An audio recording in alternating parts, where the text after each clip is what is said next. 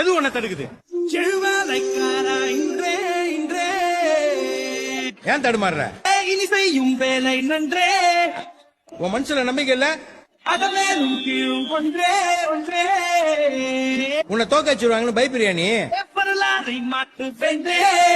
அப்ப விட்டுட்டேன், இப்ப தோணுது ஜெயிக்கணும்னு. முடியாதா கோச்? அப்ப நாங்கெல்லாம் வேஸ்டா? எங்களெல்லாம் ஜெயிக்கவே முடியாதா? இந்த உலகத்துல முடியாதது எதுவுமே கிடையாதுடா. நல்லா பெர்ஃபார்ம் பண்ணா யாரையும் ஜெயிக்கலாம்.